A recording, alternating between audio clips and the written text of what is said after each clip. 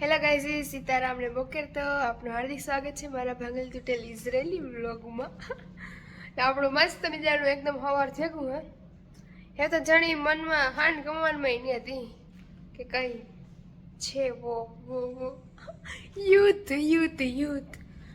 એ તો શાંતિ છે. મારો મોનડું તો હું તો હે હું ઉઠે ગઈ હે કેટલા વાગ્યા ખબર 9 વાગ્યા હે 9 દેખાય છે 9 બજે હે 9 અને મારે ઘરમાં આખાઈમાં સાફ સફાઈ કરી ને એવા જો આખાઈ ગેસ સાફ કર્યા બધું સાફ કરી નાખ્યું. આ તો તેલવાળી રોલી છે. કાલે હાંજી મેં મંચુરિયન બનાવ્યા હતા, એક નંબરના મસ્તીના બન્યા હતા. મોનડો ઉઠે ગયો એને જીભ કેવી ત્રાહી રહી. આપણે ઘણી વાર ઉઠીએ ત્યારે આખું મોત રાખું આખું થઈ જાય. મોનું સીધું થઈ ગયું. આ મોનું લીધે હું એટલે પરેશાન થઈ ગઈ ને કે હા આખા ઘરમાં વાળ ને વાળ એ એક તકલીફ થાય છે. ખાવા પીવામાં જાણતા કૂતરાના વાળ એક તો કેવા હોય ઝીણા ઝીણા શેરી વાહુ ઉડા ઉડ થાય. એટલું એડજસ્ટ કરી કે કૂતરા ગમતા નહીં છતાંય પણ એવું કૂતરા આ રહેવું પડે.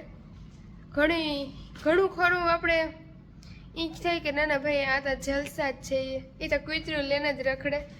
પછી માણસને કૂતરું ગમતું જ નથી એટલું લઈને રખડે. પણ એ હાલે ઇટ્સ ઓકે, કામ કરવું, રૂપિયા આપે છે એટલે. ને એ તો અહીંયા માણસ કહે કે રૂપિયા આપે તો માણસ નોનવેજ બનાવે. રૂપિયો આવે ને રૂપિયો હોય ને નોનવેજ તો એવું આપણે ત્યાંથી ભણ્યા ને આવ્યા ત્યારથી ખબર જ છે. મારો મગજ ફેરવા નાખ્યો હોય. અમુક આવા અગ્રણીઓ હોય ને એ ખુદ એવું કરે તો આમાં બેન દીકરીઓ બદનામ થવાના જ છે. એવી ઈજી કરે નક એક એવી વાતના બે વે થાય. એક સારી સાઈડ કહેતું, એક ખરાબ સાઈડ. એ આપણા વડીલો જ નક્કી કરે કે એને આપણે કઈ દ્રષ્ટિએ જોવું.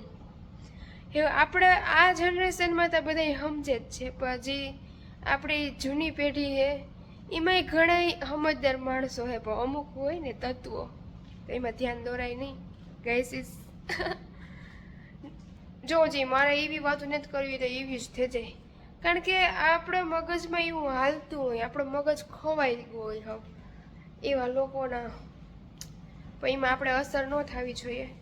તમે જ કહેજો કે 5 વાત માણસ કરે ને એમાંથી 2 વાત સારી હોય ને બીજી 3 વાત હોય ને એ તો એના વિશે ખરાબ જ હોય. કાં તો એ જ્યાં સુધી આપણે ત્યાં હોય ને હાજર ત્યાં સુધી આપણી વાત મસ્ત થાય. પછી જ્યારે આપણે ત્યાંથી ન હોય ને સટકી જઈએ ને એટલે ત્યાં આપણી જ વાત થાય. તો એનો કોઈ અર્થ નથી ત્યાં આપણે બોલચાલ કરવાનો. સારું હાલો આપણે કાંઈક નાસ્તો બનાવીએ, આવી લપ નથી કરવી, હાસી વાત ને.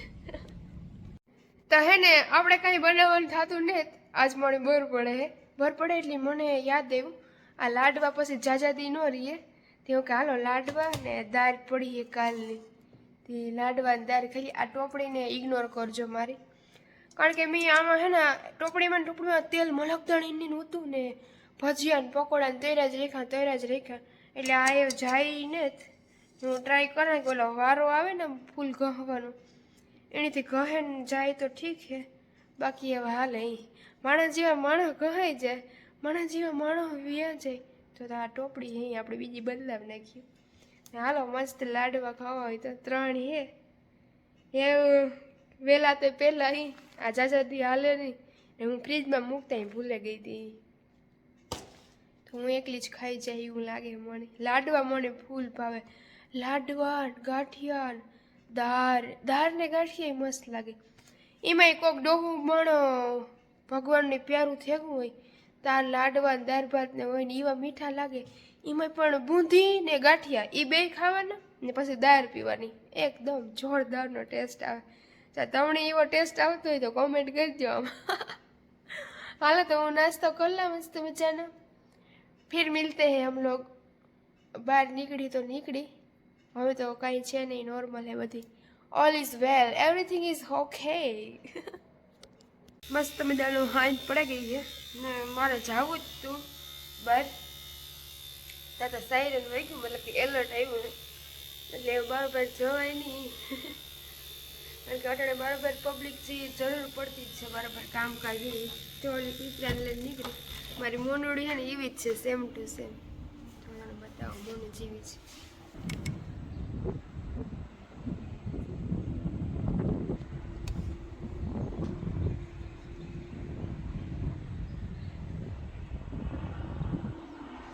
આ તો ચો લાગે ડુંગર એકદમ જુનાગઢ દેખાય, જુનાગઢ.